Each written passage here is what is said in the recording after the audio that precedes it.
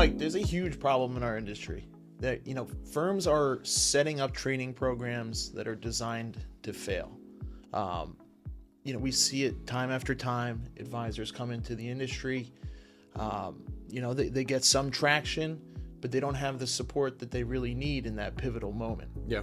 What do you see when you look at the industry as a whole and that whole training program failure rate? Yeah, I mean, the attrition rates in our industry are like far superior to any other business. And it used to be just like a running joke. When I started back during the tech bubble burst, I remember advisors, like senior advisors that I worked with, they would laugh about it. There was a training program, it was called the PMD program. They always had acronyms for everything. And they would say like they'd come in the office and they felt like they just sprinkled seeds on chairs, and then these PMDs would like sprout, and then, within a year they would just wither away. But the point of it was like that was their marketing strategy. It's always been these big wirehouses' marketing strategy is to hire 100 guys and gals. These guys and gals, they'll put them through, they'd get them licensed, they'd put them through this, weekly training that would be run by some other advisor in the office who wasn't super successful also. And then they would close some accounts. Maybe they'd close a couple $1 million and they'd think they're doing great, and they'd work with a senior advisor, and eventually they just wouldn't meet their goals, and their comp would go down to next to nothing, and they had no visibility, and they would leave, and then all those accounts would just stay at the firm. So it was like these accounts, I had an old manager, and he would always say, like, accounts are just recycled here. They're not really closed. I mean, obviously they were closed by the advisors, but then they were just recycled to somebody else. And that was the firm's growth model. I mean, you went through a small amount of that training program. Did you think that there was any value that was really delivered from the firm?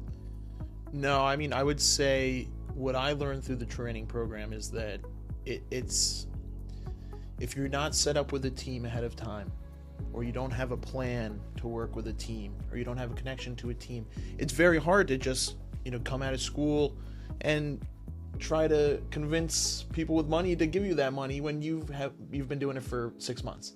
So, you need someone to help guide you through that pivotal time.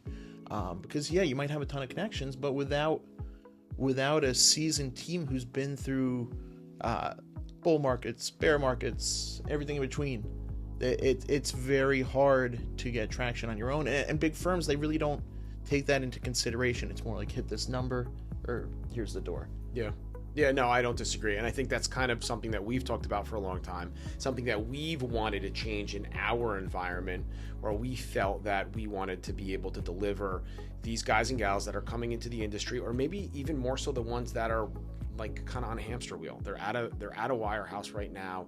They're splitting their business just to get some administrative support. They're giving away production just to get the help from like a senior advisor, which is challenging enough for them because they're not doing enough business to even put food on the table. They're opening up all their own paperwork. They're calling and scheduling and confirming all of their own meetings. And, they're still struggling, and they're just having a difficult time getting out. So I think that's kind of what you and I talked about, is like, how do we create an environment that allows these individuals to actually have the runway to go ahead and succeed in this industry. And that's the point of this series that we're going to run, this kind of like, breaking through, creating scale advisor series for advisors to kind of watch and see how could they partner with our team, how could they learn from us, and how do we help them kind of get over that, that hump that you usually hit in the first couple of years of the business.